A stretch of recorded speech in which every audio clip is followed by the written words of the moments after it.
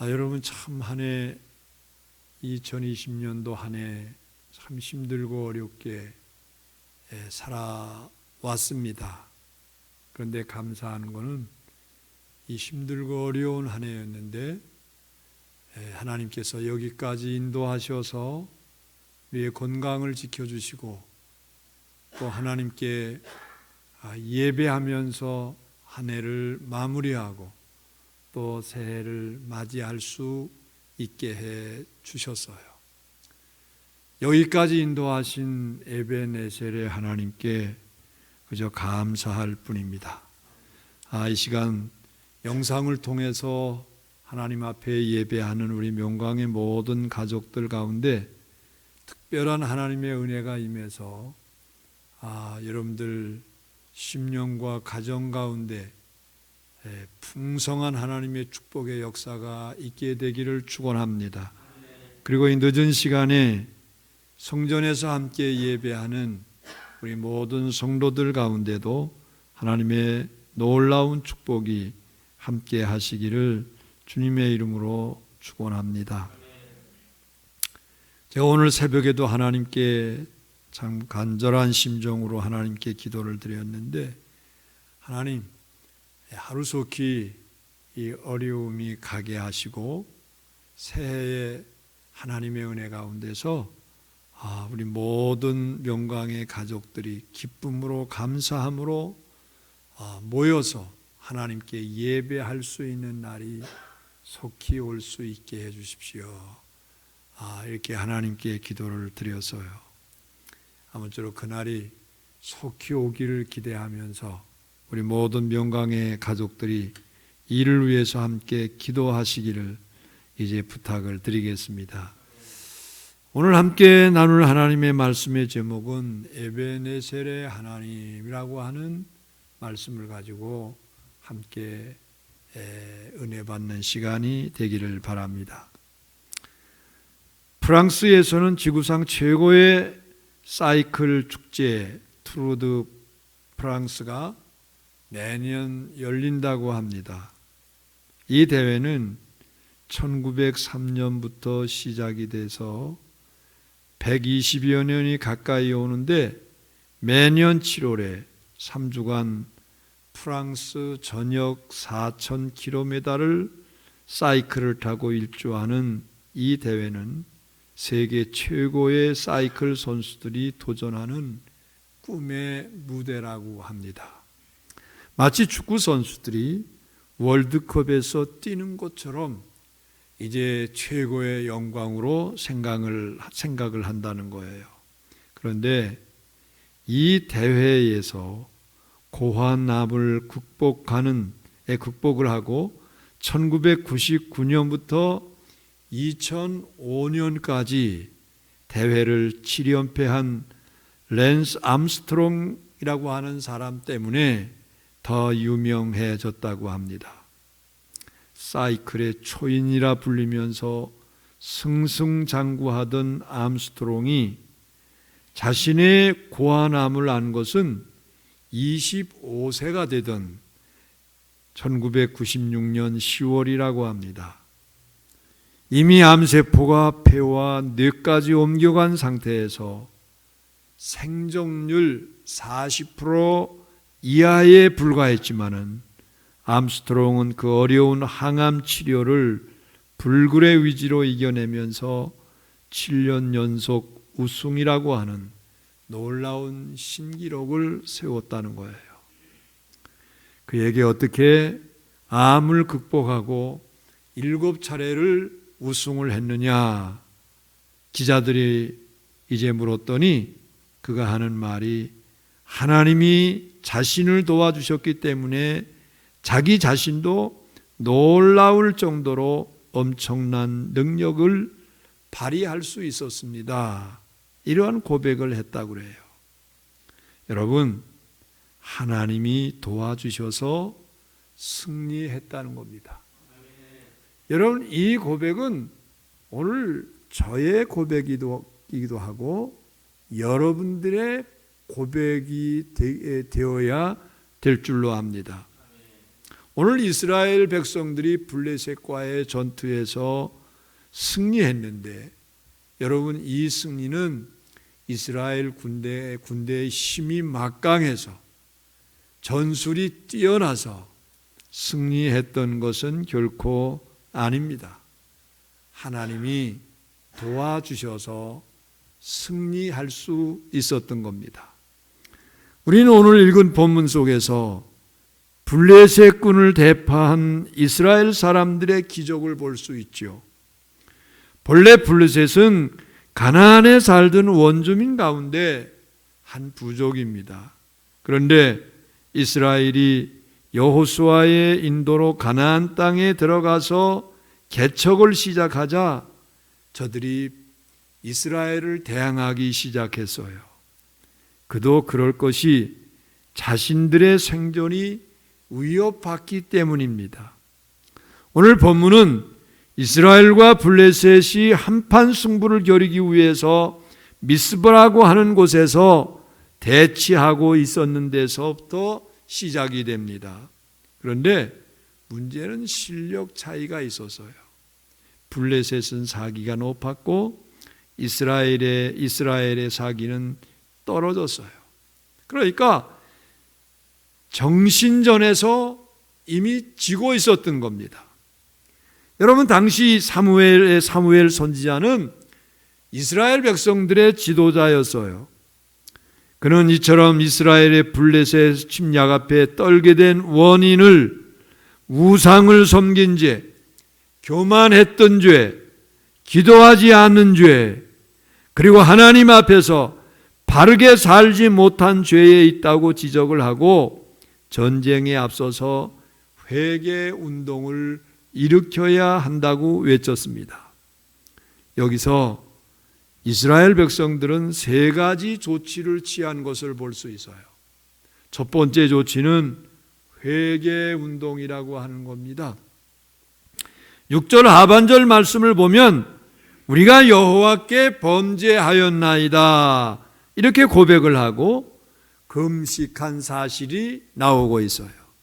여러분, 이것은 하나님과의 관계 개선을 의미합니다. 회개란 하나님을 떠난 사람이 하나님께 돌아오는 것이고, 하나님을 멀리했던 사람이 하나님께로 가까이 오는 것이며, 하나님을 외면했던 사람이 하나님께로 낯을 드는 것이고, 자기 중심으로 살았던 사람이 하나님 중심으로 사는 것. 여러분, 이게 참된 회개입니다.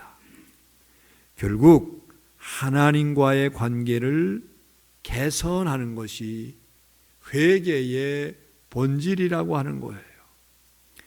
위기 앞에서 이스라엘은 무기를 점검하고 병사의 숫자를 점호하기에 앞서서 회개 운동을 일으켰다는 겁니다.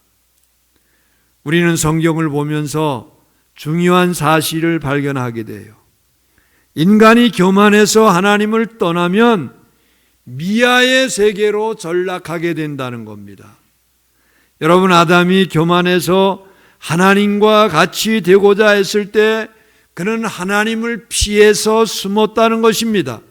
그렇지만 회개하면 하나님은 지난 모든 것을 묻지 않으시고 용서하십니다. 이스라엘이 교만하여 하나님을 떠났을 때는 싸움에서 철저하게 패배했습니다만 회개하면 모든 싸움에서 이긴 것을 우리는 성경을 통해서 확인할 수 있어요. 하나님을 떠나서 우상을 섬기면 패했습니다만 하나님께로 돌아오면 회복되고 성공해서요.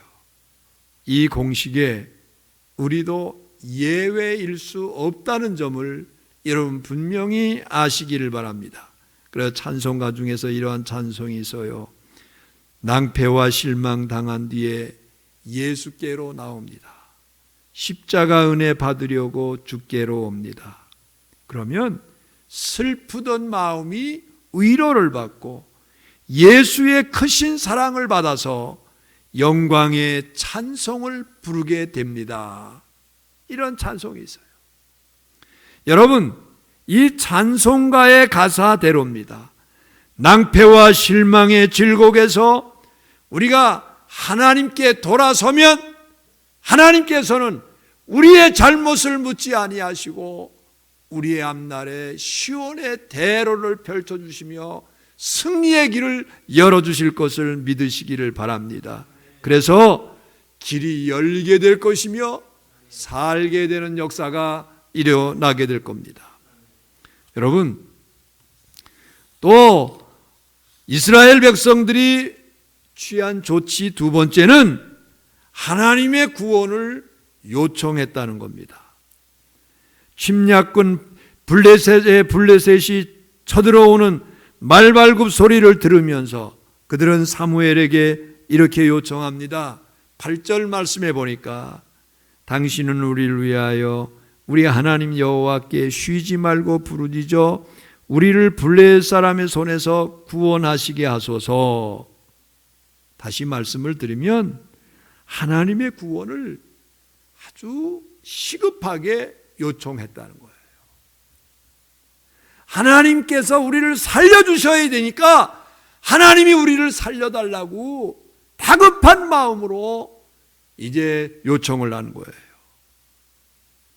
출애굽기 3장 13절 14절을 보면 애굽으로 돌아가 이스라엘 백성들을 이끌어내라고 하는 하나님의 명령을 받은 모세가 하나님께 이러한 질문을 합니다. 하나님, 하나님의 이름은 무엇입니까? 여러분, 이 질문에 대한 하나님의 대답이 있어요. I am that I am. 나는 스스로 있는 자다.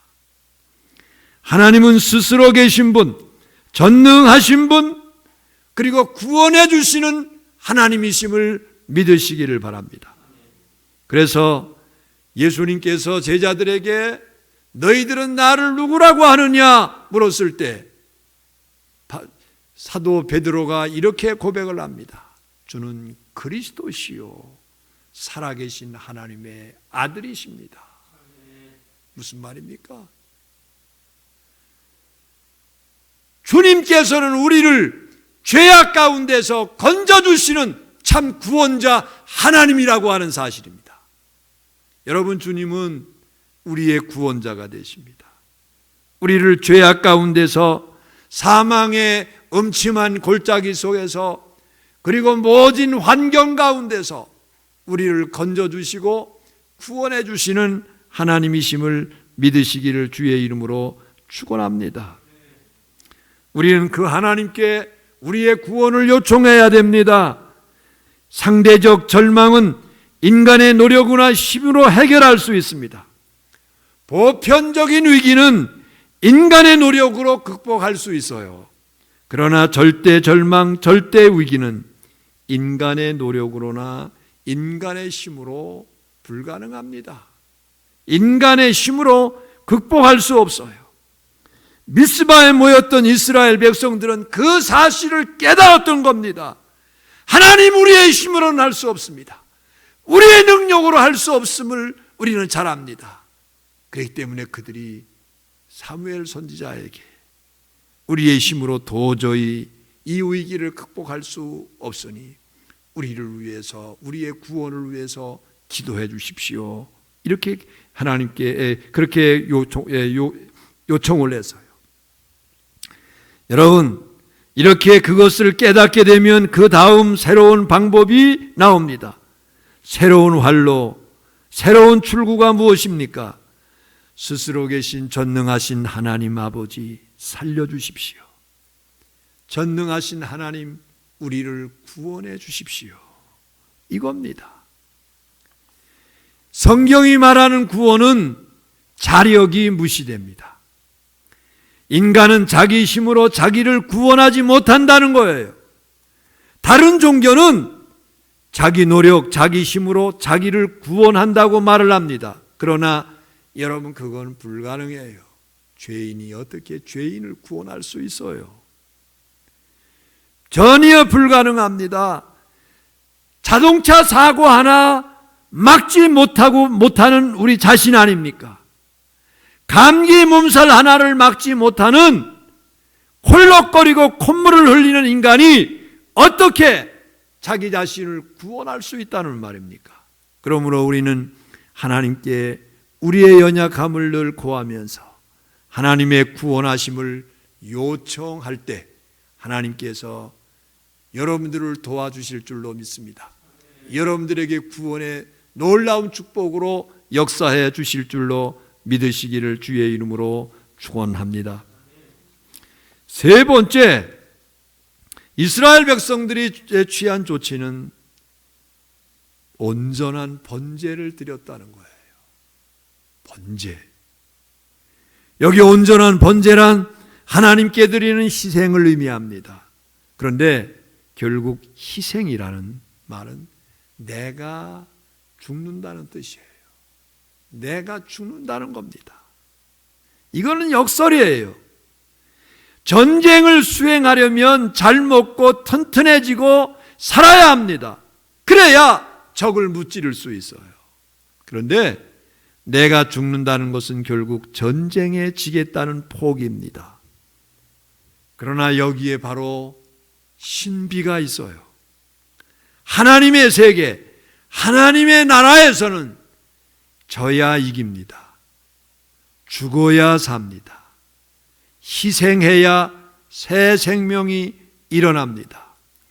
십자가가 있어야 부활의 영광이 있습니다. 그래서 예수님께서 우리에게 누구든지 나를 따라오려거든 내 십자가 지라는 거예요. 예? 내가 내 십자가 지고 십자가 앞에서 철저하게 자신을 죽여야 된다는 겁니다. 그래야 나를 따를 수 있다는 거예요. 여러분, 하나님의 승리의 법칙은 나를 번제로 드리고 일단 내가 죽어야 됩니다. 내가 죽지 못하면 주님 따를 수 없어요. 주의 제자 될 수 없어요. 내가 하나님 앞에서 번제가 되어야 될 줄로 믿습니다. 희생의 제물이 되어야 주님을 온전히 따를 수 있고 또한 주님이 주시는 승리를 보장받게 될 줄로 믿으시기를 바랍니다. 갈라디아서 2장 20절 말씀을 보세요. 내가 그리스도와 함께 십자가에 못 박혔나니 그런즉 이제는 내가 산 것이 아니요 오직 내 안에 그리스도께서 사신 것이라, 이렇게 고백을 하고 있어요. 이런 바울의 고백이 그 진리를 우리에게 설명해 주고 있는 거예요. 남편 때문에 골머리를 앓는 부인이 있었어요. 그녀는 남편 때문에 신경성 소화불량과 관절염에 불면증까지 겹쳐서 고생을 하고 있습니다. 그러기를 7년이라는 세월이 흘렀는데 단 한 번도 나 때문이라고 하는 그러한 반성이나 후회나 깨달음을 가져본 적이 없다는 겁니다. 그의 마음에는 늘 증오심, 복수심, 적개심만 높아가는 거예요. 그러다가 어느 날 그녀는 미랄의 교훈, 즉 십자가의 도리를 깨닫게 됩니다. 썩어야 싹이 나고 죽어야 살고 져야 이기고 물러서야 전진하고 넘어져야 일어선다는 진리를 깨닫게 됩니다. 그리고 나서 7년에 걸렸던 부부의 갈등이 1년 만에 해결되는 기적을 체험하게 됐어요. 여러분, 그렇습니다. 우리가 번제물이 되어야 될 줄로 믿습니다. 우리가 희생의 제물이 되어져야 될 줄로 믿습니다. 내가 희생될 때, 내가 죽을 때 나를 통해서 하나님의 역사가 일어나고 하나님의 역사가 일어나면 승리의 역사가 일어나게 된다는 사실을 기억하시기를 주의 이름으로 축원합니다. 여러분, 이런 결과 이스라엘은 놀라운 기적을 체험하게 됐어요. 10절 말씀을 보십시오. 그날에 여호와께서 블레 사람에게 큰 우레를 발하여 그들을 어지럽게 하시니 그들이 이스라엘 앞에 패한지라 그랬어요. 무슨 말씀입니까? 하나님의 폭탄이 터진 거예요. 보십시오. 번제 후에 하나님께서 어떻게 하셨다고 그랬습니까? 큰 우레를 발하셨다고 그랬어요. 하나님의 내성 병력 소리에 블레셋 대군이 정신을 잃는 역사가 있었어요. 혼비백산에서 도망을 쳤어요.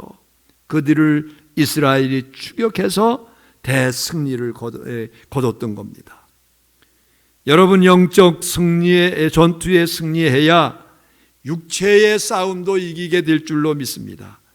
정신력, 신앙력이 강해야 성공할 수 있어요. 오늘도 하나님의 기적은 중단되지 않고 우리 가운데서 일어나게 될 줄로 믿으시기를 바랍니다. 우리는 하나님의 우레소리가 내 생활 속에서 일어나기를 기도해야 됩니다. 하나님의 우레소리가 여러분에게 일어나서 여러분을 파괴하는 악한 사탄의 역사가 물러갈 수 있는 놀라운 기적의 역사가 일어나게 되기를 주의 이름으로 축원합니다.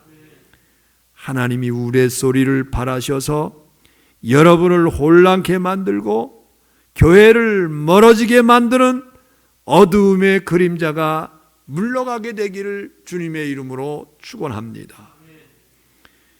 이렇게 이스라엘이 승리를 하면서 사무엘이 기념비를 세웠어요. 그 기념비의 이름이 뭡니까? 에벤에셀인 거예요. 뭐예요?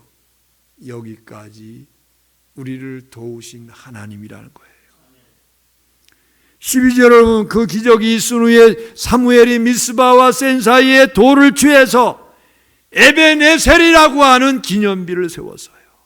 하나님이 여기까지 우리를 도우셨다. 여러분이 기념비를 세운 것은 도와주시고 승리하게 하신 하나님의 은혜를 잊지 않겠다는 겁니다.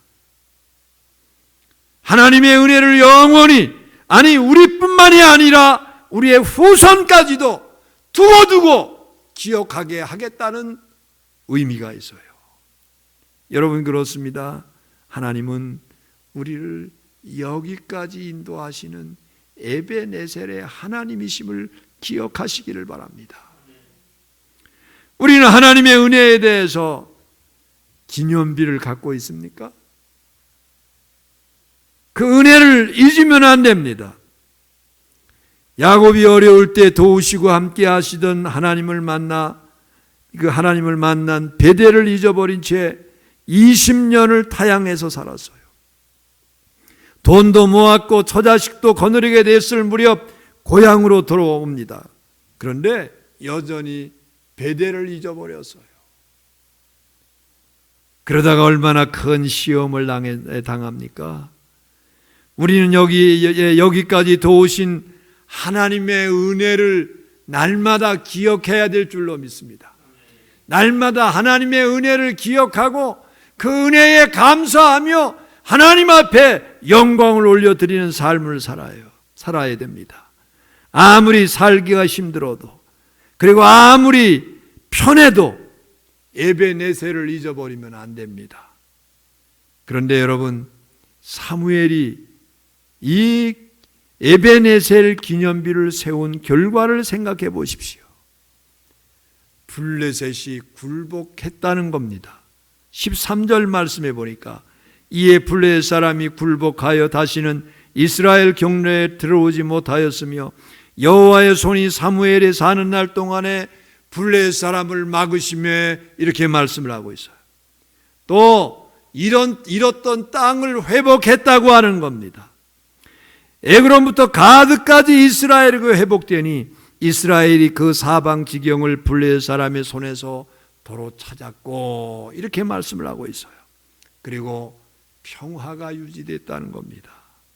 이스라엘과 아모리 사람 사이에 평화가 있었더라. 여러분, 그렇습니다. 하나님이 도와주실 때 블레셋 원수를 이길 수 있습니다. 하나님이 도와주셔야 아무리 악한 흑암의 세력이라도 우리는 넉넉하게 이길 수 있습니다. 원수를 막고 재앙을 막고 시험을 막는 하나님의 큰 손이 나를 지킬 때 승리할 수 있어요. 그뿐입니까? 잃어버렸던 것들을 다시 찾게 됐다는 겁니다. 잃었던 건강을 다시 찾습니다. 잃었던 행복과 가치와 삶의 의미와 기쁨과 평화를 다시 찾는 길은 하나님의 도우심이 우리 가운데 있어야 됩니다. 그리고 하나님의 도우심이 나와 함께 할 때 내 마음과 내 가정에 평화가 넘치게 될 줄로 믿습니다.